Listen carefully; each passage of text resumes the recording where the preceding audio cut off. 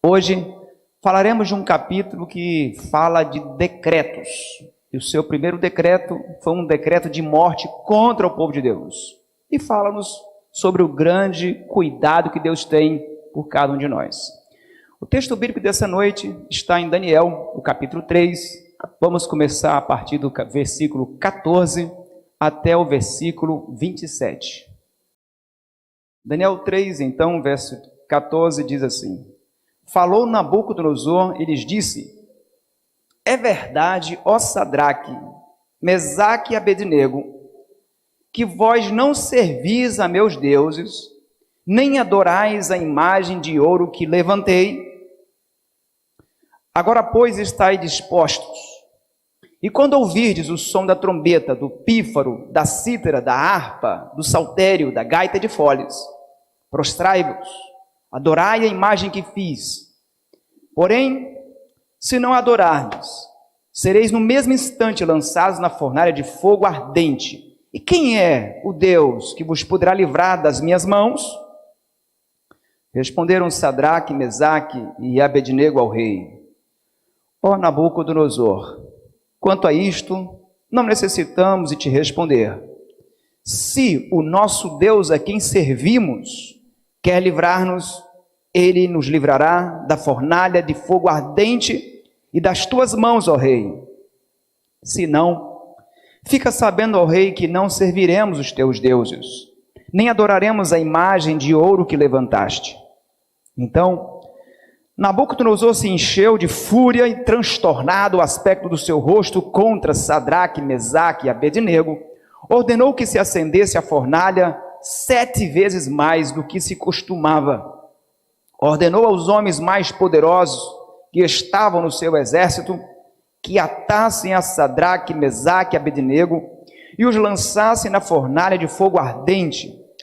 Então estes homens foram atados com os seus mantos, suas túnicas e chapéus e suas outras roupas e foram lançados na fornalha sobremaneira acesa, porque a palavra do rei era urgente e a fornalha estava sobremaneira acesa. As chamas do fogo mataram os homens que lançaram de cima para dentro a Sadraque, Mesaque e Abednego. Estes 3 homens, Sadraque, Mesaque e Abednego, caíram atados dentro da fornalha sobremaneira acesa. Então, o rei Nabucodonosor se espantou e levantou depressa e disse aos seus conselheiros: Não lançamos nós 3 homens atados dentro do fogo? Responderam ao rei: É verdade, ó rei. Tornou ele e disse: Eu, porém, vejo 4 homens soltos andando, passeando dentro do fogo, sem nenhum dano, e o aspecto do quarto é semelhante a um filho dos deuses. Então se chegou Nabucodonosor à porta da fornalha sobremaneira acesa, falou e disse: Sadraque, Mesaque e Abednego, servos do Deus Altíssimo, saí e vinde. Então Sadraque, Mesaque e Abednego saíram do meio do fogo, ajuntaram-se os sátrapas, os prefeitos, os governadores e conselheiros do rei, e viram que o fogo não teve poder algum sobre os corpos destes homens, nem foram chamuscados os cabelos da sua cabeça, nem os seus mantos se mudaram, nem cheiro de fogo passou sobre eles. Esta é mais uma daquelas histórias que aprendemos desde criança na igreja. Quem não se encanta com a história desse grande livramento? E eu gostaria de extrair desse texto algumas lições. Esta não foi a primeira grande demonstração de Deus com seu poder para chamar a atenção de Nabucodonosor para salvá-lo. Vale lembrar que no capítulo 1, Deus concedeu aos 4 jovens hebreus inteligência superior 10 vezes mais aos outros. Esta era uma clara evidência de que Deus estava com eles. Depois Deus concedeu uma visão para chamar a atenção desse monarca a respeito do reino de Deus, que será o único que não passará. 9 anos se passaram, e depois de 9 anos, Nabucodonosor meio que perdeu a impressão e o respeito para com o Deus do céu. E ele agora então decidiu voltar-se à idolatria que ele já estava antes, mas agora com um zelo ainda maior. Claro que conhecer a verdade é sempre muito maravilhoso, mas a verdade ela é um tanto perigosa. Quando nós não conhecemos a verdade, Deus não leva em conta os tempos da nossa ignorância. Mas quando uma pessoa conhece a verdade e é negligente, e vive uma vida desleixada e não pratica a verdade, esse seu segundo estado é pior do que o primeiro.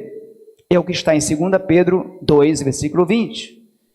No versículo 10 diz que depois de 9 anos do sonho por Deus concedido a Nabucodonosor, ele decidiu que faria uma história diferente da história que Deus havia revelado para ele. Na estátua, vale lembrar que Deus já tinha dito que, embora ele fosse a cabeça de ouro, o rei dos reis desta terra, o seu reino não seria para sempre, porque ele seria sucedido pelo reino da prata, que representava a Média e Pérsia aliadas. Também viria o período do bronze, representando a Grécia. Mais tarde, as pernas de ferro, Roma pagã, e os pés de ferro e barro, Roma papal. Mas ele decidiu que faria um desafio ao céu. Decidiu fazer uma estátua que fosse toda de ouro. Disse: eu vou mostrar, eu vou desafiar o Deus do céu, de que meu reino não vai passar. Ele será para sempre. Junto com essa imagem, ele emitiu no verso 10 um decreto de morte.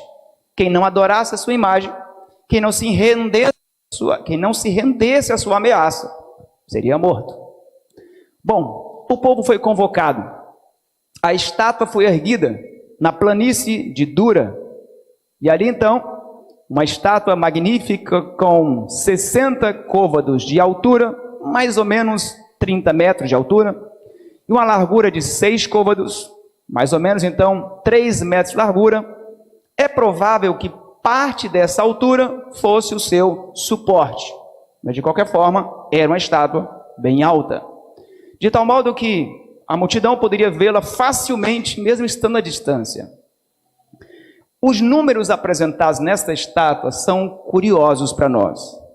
Nós sabemos que essa contagem sexagesimal que nós usamos, de 60 segundos para 1 minuto, 60 minutos para 1 hora, 60, e assim essa contagem, ela foi criada pelos babilônios. E na estátua, o número 6 representava a divindade menor que os babilônios criam ser Deus. E o seu Deus maior, em poder, de acordo com a crença babilônia, tinha um número que representava 60. E a soma de todos os deuses que os babilônios criam ser deuses, dava um total de 600. Esse número 666, ele remete à nossa memória para Apocalipse 13, que também fala de que nos últimos dias haverá um poder que será tão soberbo, tão atrevido, que ele vai tentar colocar nas pessoas uma marca, e essa marca terá um número, e essa marca vai ser uma forma de impor uma imagem a um poder terreno, e esse número significa 666. O capítulo 3 de Daniel, ele é fundamental. O capítulo 3 de Daniel, tem outro microfone de bateria assim, bonitinho? O capítulo 3 de Daniel, ele precisa nos remeter a Apocalipse 13. Quando nós tentamos entender o que significa a marca da besta, a imagem da besta, o 666, não dá para tentar entendê-lo separando-se do capítulo 3 de Daniel. Quando nós tentamos compreender então a marca da besta, a imagem da besta, o que seria isso aí, existem as explicações as mais criativas que você pode imaginar. Uns imaginam que é um chip, outros imaginam que seja vacina, e aí vai a fertilidade da mente humana que não tem limites. Mas para que pudesse ser identificado esses 3 jovens hebreus, foi necessário algum tipo de carimbo na mão, algum carimbo na testa, algum chip no pescoço, ou na ponta do dedão, foi preciso isso? Não. Assim como também não será necessário, quando o decreto de morte surgir e de perseguição surgir, quando o poder desta terra tentar impor aos filhos de Deus uma marca, não será preciso um carimbo na testa nem na mão de ninguém para se distinguir quem de fato é fiel a Deus e quem não é fiel a Deus. Não foi difícil. Como foi que eles foram encontrados? Muito facilmente. Quando aquela estátua foi feita, tinha dois objetivos. Assim como quando for feita também, mais tarde, uma imagem ao poder dessa terra, chamada de poder da besta, ou imagem da besta, e a marca do seu nome, terá sempre dois objetivos. Primeiro, fazer com que a verdade fosse destruída. Deus havia dado a verdade revelada a este monarca, a verdade de que o reino dele passaria e outros impérios surgiriam, mas também passariam, e só o reino da pedra que representava Cristo, este sim, seria eterno. Mas essa verdade, ele, ao invés de colocar os metais que estavam previstos no sonho, ele colocou só de ouro, a fim de que na mente do povo, essa fosse a imagem levada para casa. Desta forma, misturaria a verdade com a mentira. O segundo objetivo que tinha o inimigo em conduzir essa perseguição era destruir o remanescente. Da mesma forma, o inimigo, no final da história, ele fará todos os esforços possíveis para destruir também o remanescente. Mas nós já sabemos que o remanescente vai vencer. E nós cremos que nós somos o povo de Deus remanescente hoje. E nós cremos que faremos parte do reino representado na pedra que foi lançada naquela estátua e destruiu tudo e estabeleceu um reino que será eterno, que reinaremos com Jesus para sempre. Nós cremos assim. Nada poderá destruir a verdade e nem destruir o povo remanescente de Deus. No versículo 7, todos estavam reunidos. É bem verdade que o relato bíblico não diz para a gente onde estava Daniel. Talvez, por ter sido Daniel a pessoa que Deus usou para revelar o sonho e dar a interpretação para o rei, talvez o rei tenha, de alguma forma, o enviado para alguma província distante, de modo que não pudesse ser incomodado por Daniel. Enfim, não sabemos. Alguns talvez questionem, puxa, então Daniel não foi testado? Não precisa se preocupar quanto a essa questão, porque no capítulo 6, Daniel foi testado sozinho, na cova dos leões. Onde estavam os outros três? Talvez por Daniel já ter mais de 80 anos naquela ocasião, talvez seus três amigos já tivessem morrido de velhice. Mas enfim, se Daniel estivesse ali e fosse testado, eu não tenho dúvidas de que ele teria se unido aos três jovens amigos seus.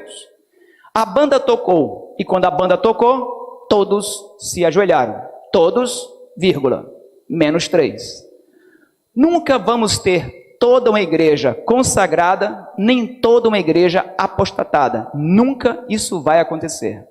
Você nunca terá toda uma comunidade indiferente ao Evangelho, nem toda uma comunidade receptiva ao Evangelho. Não nessa terra. A música, inclusive, nós sabemos que ela é fantástica. Como é bom ouvir a música de louvor a Deus. Nós nos deliciamos ainda há pouco aqui com duas lindas mensagens musicais que foram apresentadas. A música nos faz assim sentir mais a presença de Deus em nossa vida. Às vezes, quando você está triste, um pedacinho de uma canção levanta você.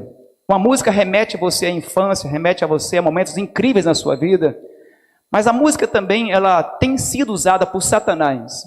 E nós sabemos, de acordo com o livro Eventos Finais, na página 159, que a música, em especial nesses últimos dias, será usada de maneira muito diabólica para levar as pessoas para longe de Deus.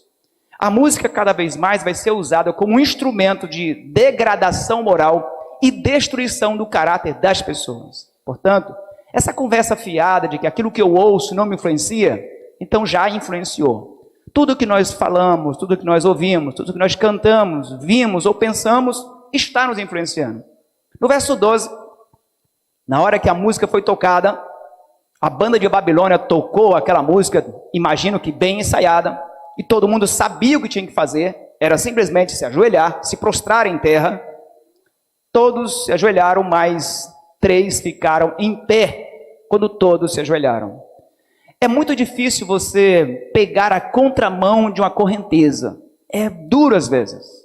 É difícil ficar de pé quando todos se ajoelham. É difícil você ficar de pé por algo que é certo, quando você sabe que é o certo a ser feito, mas você vê um grande grupo ao seu lado, todos recuando, deixando você sozinho. Não é fácil. Ser diferente é, às vezes, complicado. É preciso muita coragem para fazer a diferença e ser diferente às vezes. Ser diferente hoje em dia não está na moda. Hoje o que está na moda é você ser, diria assim, politicamente correto, discursos cada vez mais evasivos, conversas cada vez mais, diria assim, dissimuladas às vezes, não se posicionar, tentar encontrar o meio termo. Hoje está na moda. Mas embora ser diferente não esteja na moda, mas ser diferente sempre esteve na Bíblia.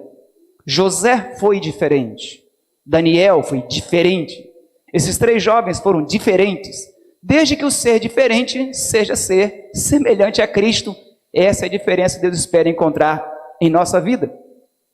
No versículo 14, os fofoqueiros de plantão levaram para Nabucodonosor a história de que seus 3 príncipes, que receberam um tratamento diferenciado pelo rei desde que chegaram em Babilônia, não haviam adorado a sua imagem.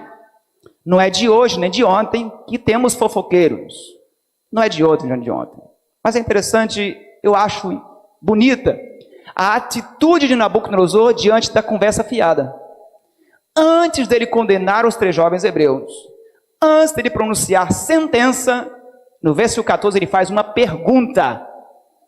Ele pergunta: é verdade o que eu ouvi a respeito de vocês? Diga para mim, me responda aí. Muitos problemas poderiam ser resolvidos simplesmente se a gente chegasse para a pessoa que diz que falou da gente e perguntasse simplesmente: é verdade que você falou isso a meu respeito? Quanto sofrimento poderia ser poupado entre muitos crentes se simplesmente tivesse a decência, a coragem de chegar para a criatura que foi dito que ela falou e perguntou: é verdade que você falou isso? No mínimo a pessoa teria a chance de se explicar ou de pedir perdão pela bobagem que se ela tiver falado.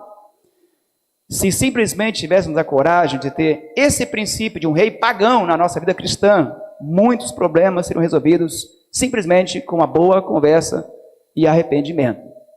No verso 15, Nabucodonosor, como ele já sabia que aqueles jovens eram jovens decentes, eram jovens leais à coroa, eram jovens fiéis, uma conduta totalmente ilibada, fora de questionamento, ele percebeu que uma chance seria talvez o que eles precisavam. E o rei então propõe uma nova chance. Se talvez vocês não tenham entendido direito, talvez vocês não ouviram a música na hora, talvez as pernas travaram na hora, vou dar uma nova chance para vocês. E vocês farão apenas uma pequena concessão diante de um rei que deu comida da minha mesa, bocado do meu pão, dei a vocês um cargo de autoridade, um bom emprego, boas roupas, boa casa. Diante de tudo que eu dei a vocês, o que seria vocês me darem simplesmente o prazer de se prostrar e me adorar? Ou talvez o rei não soubesse era com quem ele estava lidando. Quando você e eu estamos do lado certo, eu não preciso consultar quem está atrás de mim se vai fazer o certo ou não. Quando eu e você estamos do lado certo, não precisa consultar quantas mãos se levantam a nosso favor. Não precisa. A gente precisa apenas se consultar sempre. Estou fazendo uma coisa certa, da maneira certa, na hora certa? Essa é a pergunta importante. Sempre que alguém tenta afetar você, ou prejudicar você, ou a mim, estando fazendo certo, essas pessoas não sabem com quem eles estão lidando. Eles não sabem com quem estão lutando. Quando eu e você estamos ao lado de Deus, quem se coloca contra nós já perdeu a batalha. Porque se Deus é por nós, quem será contra nós? Quem for, já perdeu. Nos versículos 16 a 18, eu acho bonita a atitude desses 3 homens. Eles dizem respeitosamente ao rei, diz: olha, é o seguinte, quanto a essa questão de você tocar a música outra vez, não precisa. Não pode poupar a fadiga, não é necessário. Agora, se o Deus que nós servimos quiser nos livrar, ele vai nos livrar. Mas se ele não quiser nos livrar, fica sabendo, rei, que para a gente está tudo bem. é claro que o si desses jovens não era que eles duvidassem que Deus pudesse ou não salvá-los, é que eles não sabiam. Nós sabemos a história porque lemos depois. Eles sabem porque eles foram livrados. Mas eles estavam dispostos a viver ou morrer pela causa que eles acreditavam. Quem tem uma verdade que está disposto a morrer por ela, então tem um propósito na vida que vale a pena viver. Eles tinham uma causa que valia a pena. Até que ponto você estaria disposto a ir para defender a crença que você tem em Cristo e no Evangelho de Cristo? Até que ponto você está disposto a ir para obedecer o que Deus fala na sua mente e que impressiona o seu coração? Até que ponto? Eles foram até o limite final. No versículo 25, diz que aqueles 3 homens foram jogados dentro da fornalha, aquecida ao extremo. O rei não teve a menor consideração pelos seus grandes homens poderosos. Os homens tiveram que aquecer a fornalha ao máximo possível e foram mortos na tentativa de jogar lá de cima, dentro da fornalha, os 3 homens hebreus. Fico pensando que talvez se eles tivessem pedido aos jovens hebreus, vão lá e se joguem, eles teriam se jogado. Poderia ter poupado aqueles homens de serem mortos. Mas para a gente o que mais importa é que no verso 25, quando eles foram lançados dentro da fornalha, já tinha lá alguém esperando. O Filho de Deus já estava lá. Nós nunca estaremos numa situação tão difícil que Deus já não esteja lá nos esperando. Não importa se fizemos certo ou errado. Nunca estaremos em um ponto em que seja tão distante de Deus que a sua mão não consiga nos alcançar. A grande bênção, às vezes, de estar num poço, mesmo quando você acha que não tem fundo, é porque não importa onde você estiver, Deus sempre estará com a gente. Eu fico pensando, por que Deus não interveio e salvou esses jovens antes de serem jogados na fornalha? Deus poderia ter dado um raio naquela estátua e partido no meio, como fez com a Torre de Babel. Deus poderia, dado um raio fulminante ou matado o rei Nabucodonosor na frente deles, tirado o fôlego dele. Deus poderia ter pegado os jovens e arrebatado dali, como fez com Filipe, mas não fez isso. Deus só se manifestou quando esses jovens foram no limite e foram jogados dentro da fornalha. Às vezes, Deus não impede que eu e você sejamos colocados numa situação extremamente difícil. Às vezes, Deus não impede eu e você de sermos jogados dentro da fornalha da aflição, da ridicularização, do abandono, da solidão, do desemprego, da doença. Seja lá que fornalha você estiver passando, às vezes Deus não impede. Mas de uma coisa podemos ter certeza: ainda que você tenhamos que passar pelo vale da sombra e da morte, nós não passaremos sozinhos. E não precisamos temer mal nenhum. Haja o que houver. O rei ficou impressionado, porque quando ele olhou para a fornalha, ele percebeu que tinha não 3, mas 4. Disse, mas como é que pode? Quem é aquele 4º homem? Seria ele o filho dos deuses, como ele expressou? De acordo com o livro Profetas e Reis, aquele era o próprio Jesus Cristo, que tomou a forma de um homem para conversar com eles. Como foi que Nabucodonosor pôde reconhecer que aquele 4º ser seria um ser divino? O livro Profetas e Reis diz que aqueles 3 jovens hebreus, nas suas conversações, o próprio Daniel em sua conversação com o próprio rei, já havia falado do Deus do céu. E o caráter deles refletiu uma mensagem que, ao ver a imagem do 4º homem, o caráter deles e a mensagem deles o fez chegar à conclusão de que aquele era o Filho de Deus.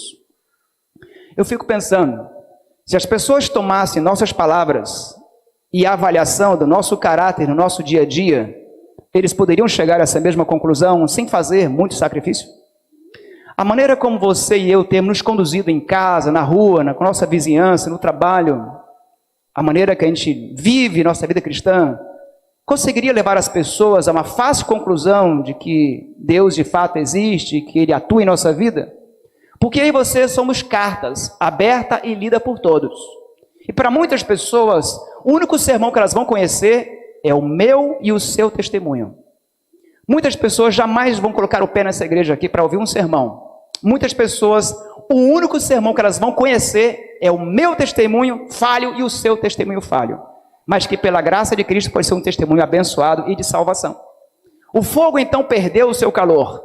O fogo não conseguiu queimar aqueles 3 homens. O fogo se recusou a queimar.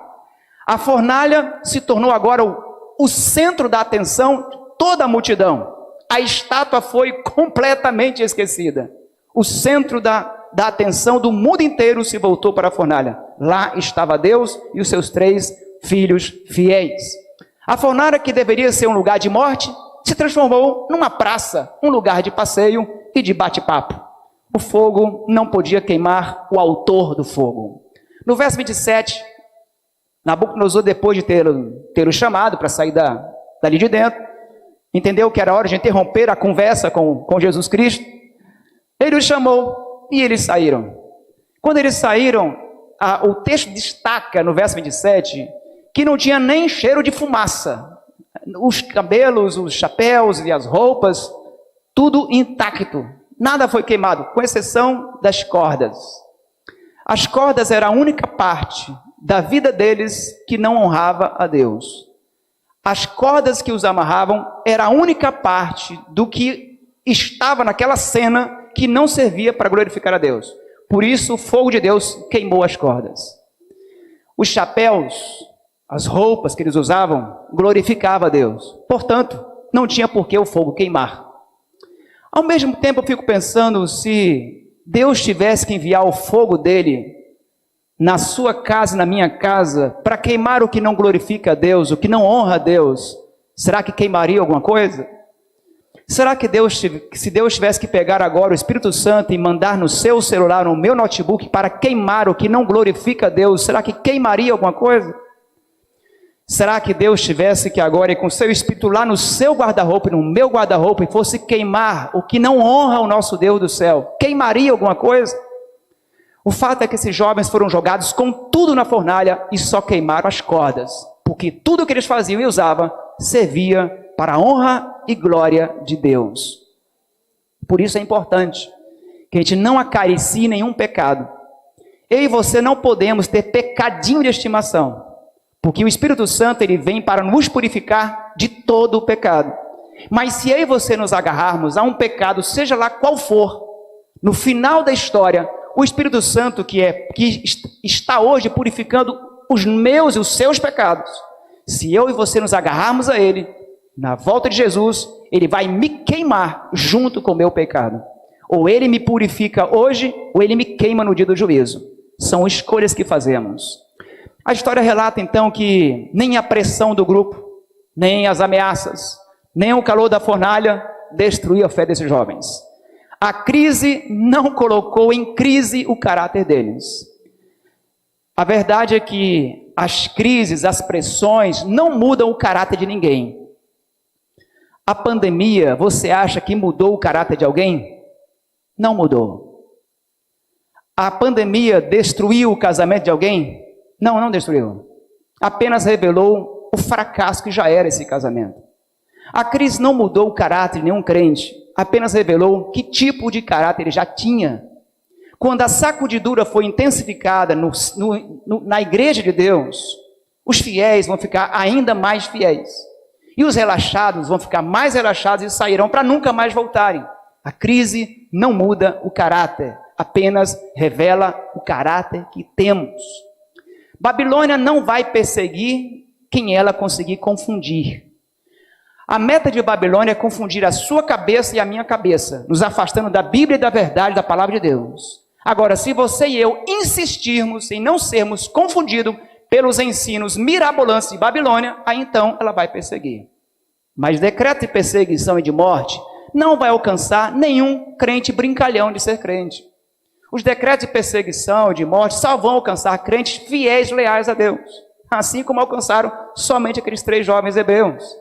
Nós sabemos que eles não eram os únicos hebreus naquele dia. Foram transportados de Jerusalém para a Babilônia mais de 2.500 pessoas. Não eram os únicos, mas foram os únicos que fizeram diferença naquela ocasião. Aqueles 3 jovens marcavam o remanescente de Deus. Eu espero que quando Jesus voltar, ele encontre eu e você, marcando, representando bem o remanescente que Deus encontrará fiel sobre essa terra, em nome de Jesus. No final da história, Nós sabemos que decretos de perseguição e morte nos esperam. Nós sabemos que prisão, nós sabemos que perda de empregos e perda de liberdade e de vida nós enfrentaremos em alguns anos. A liberdade não está ameaçada apenas na boca das pessoas. A liberdade é um dom divino que Deus deu ao homem desde o Éden, e é a grande riqueza que nós temos em a liberdade. Mas um dia, a nossa liberdade será caçada nessa terra. Decretos virão de todas as partes. Mesmo pessoas que se dizem cristãs e talvez adventistas serão grandes inimigos nossos. E vão falar muitas falsidades contra você e mim, se nós formos o remanescente no final. E eu espero que sejamos. Os maiores inimigos que vão se levantar contra mim e você não são os que estão lá fora. Serão os que sairão daqui de dentro. Eu só espero que não tenha ninguém aqui nessa situação. Eu só espero que nós sejamos aqueles que vamos sustentar até o fim a verdade que nós amamos, pregamos e defendemos com nossas vidas. Eu não sei se eu falo nessa noite para alguém que talvez será um mártir. Nosso trabalho como pais vai muito além de formar bons cidadãos para essa terra. Nosso papel como pais vai muito além de formar bons jovens e bons profissionais. Vai muito além. Vai muito além de formar bons cristãos e bons adventistas. Nós, pais deste século, estamos aqui para formar meninos e meninas que poderão ser mártires. Nós estamos aqui para ser desafiados, não é só para guardar um sábado, não é só para correr o risco de perder o emprego. Nós não estamos aqui apenas para tirar uma horinha para orar e estudar a Bíblia. Vai muito além. Talvez alguns de nós aqui terão que dar a vida para defender a verdade que Deus colocou nas nossas mãos. E assim aconteceu em todos os séculos da história do cristianismo. Nunca foi diferente. Apocalipse 13 diz que dois poderes vão se unir e vão tentar colocar uma imagem da besta. Vão colocar um dia obrigatório de santificação. Assim como Deus deixou um selo, uma marca, um sinal, que é o sábado do Senhor, claramente apresentado nas páginas das Escrituras Sagradas, nós sabemos que dois poderes vão se unir e tentar impor um decreto. E nós sabemos que poderes serão. Apocalipse 13 não deixa dúvida. Um poder do Estado e um poder religioso. O poder do Estado representado pela nação que diz defender a liberdade. A nação americana, os Estados Unidos da América, vão dar as mãos a um outro poder religioso chamado Igreja de Roma. E os representantes da Igreja Romana e representantes dos Estados Unidos da América formarão uma aliança. Essa aliança será primeiramente votada no Congresso americano. E assim que lá nos Estados Unidos, o país da liberdade, que nossos pais peregrinos fugiram da Europa para não morrerem pela perseguição religiosa que lá havia, que vieram aqui estabelecer uma nação que deveria ser livre, essa nação começará a perseguir o povo de Deus. E quando começar lá, Brasil e outros países seguirão o mesmo caminho. Parlamentares e outros homens e mulheres que pareciam ser tão leais a Deus, irão sucumbir, irão ceder à pressão, alguns mesmo sem nem entender o que está acontecendo. E será imposto um dia de santificação obrigatória. E não será o sábado, obviamente. Será um falso sábado, um domingo. E o problema vai complicar para nós que queremos defender o sábado. Só que Deus vai estar cuidando da gente como sempre cuidou.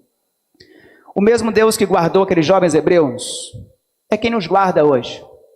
O mesmo Deus que guardou os jovens hebreus guardou a minha vida e preservou sua vida nessa pandemia. O mesmo Deus que guardou aqueles 3 jovens hebreus nos guardaram para esse momento da história da igreja. E vai estar nos guardando até o final também. Agora, na hora que a igreja voltar a ter um reavivamento poderoso nessa igreja, como houve no primeiro século, sabe o que vai acontecer com as fogueiras que Roma, por enquanto, apagou? Serão todas acesas de novo. Sabe por que não estão acesas? Talvez porque nosso altar da nossa vida esteja ou apagado ou quase apagando. Haja um reavivamento espiritual mais poderoso na igreja e mais ousado, e as fogueiras romanas acenderão uma a uma. É o que diz o livro O Grande Conflito. Talvez o mundanismo esteja tão forte dentro da igreja, porque talvez o cristianismo está deixando de ser cristão no mundo. Talvez o mundo está ficando tão ousado de chegar e entrar na igreja, porque a igreja está esquecendo de ser cristã no mundo. Talvez seja essa uma grande dificuldade que enfrentamos hoje. Eu quero terminar essa mensagem com uma citação que me chama muita atenção. no livro Testemunho Celeste, volume 1, página 26, que diz assim: ou somos cristãos decididos de todo o coração, ou nada somos. Ou eu sou cristão para valer, ou eu estou aqui perdendo o meu tempo. Ou nós somos cristãos capazes de falar uma verdade, pregar uma verdade e morrer por ela se for necessário, ou nada somos. Eu creio pela fé que mesmo eu e você falhos e defeituosos como nós somos, mesmo eu e você cheio de pecados e falha que nós temos, mas eu creio pela fé que nós somos o povo de Deus nessa terra. Eu creio que nós somos a menina dos olhos de Deus. Mesmo com nossos pecados, se nós confessarmos a Deus, Ele é fiel e justo para nos perdoar e para nos purificar de todo o pecado. Então, eu gostaria de aproveitar e dizer, que tal se nós pedirmos mais o Espírito Santo para nos purificar de todo o pecado? Que tal se nós pedirmos mais o Espírito Santo para purificar nossa mente, nosso coração, nossa vida conjugal, nossa vida familiar, nosso relacionamento com as pessoas que lidamos? Que tal se nós não guardarmos nenhum pecadinho de estimação? Você gostaria de mais uma vez dizer: Senhor, eu quero ser fiel ao Senhor até a morte, mas eu quero receber a coroa da vida que o Senhor me reservou. Eu quero ser um cristão, eu quero ser uma cristã de todo o coração. Sei que eu sou falho, sei que eu sou defeituoso, mas sei que sou amado, sei que sou amada pelo céu, e eu sei que o seu amor cobre a minha multidão de pecados. Que o nosso grande Deus nos conceda sempre o seu divino e maravilhoso Espírito Santo, porque Ele é quem opera em mim e você o querer, o realizar. É Ele quem nos convence do pecado, da justiça. É quem nos prepara para o juízo. E eu sei que o Deus maravilhoso que começou a boa obra em mim e você, Ele há de completá-la. Que o nosso Deus nos sustente até o fim. Vamos orar? Deus e Pai maravilhoso, muito obrigado por sabermos que o Senhor sempre está a defender os seus filhos fiéis. Nos ajude, pela Tua graça e bondade, a buscarmos ser fiéis ao Senhor sempre em nossa vida. Que possamos, ao colocar nossa cabeça no travesseiro, a cada noite ter a certeza de que estamos com nossa vida no altar do Senhor. Ajuda-nos a ter uma vida de fidelidade em todas as áreas. Que nós possamos, nossos olhos, vida, tudo que envolve nossa vida, possa estar sempre sendo purificada com a presença do Divino Espírito Santo. Porque nós queremos, ao final, quando Jesus voltar, não queremos ser consumidos, queimados pelo fogo da Tua presença, mas nós queremos ser reunidos para sermos levados para a Tua casa, para o Teu celeiro, para a nossa morada eterna na Nova Jerusalém. Pai Santo, assim como o Senhor sustentou aqueles jovens hebreus e cuidou deles em meio à fornalha ardente da aflição, que nós possamos ter a certeza que a Tua mão maravilhosa há de nos sustentar no meio da provação também. Talvez nesse momento tenha alguém passando uma terrível prova, talvez uma grande crise financeira, uma grande crise familiar, talvez uma fornalha da doença, de um diagnóstico assustador, mas que cada um dos seus filhos queridos tenha a certeza que o Senhor está conosco, dentro da fornalha se for necessário. Que ele sinta a Tua presença, que sinta a Tua graça e que o Senhor faça em nosso meio o Teu livramento, porque nós confiamos em Ti e nós te oramos em nome de Jesus. Amém. Que Deus continue sempre nos abençoando até o fim.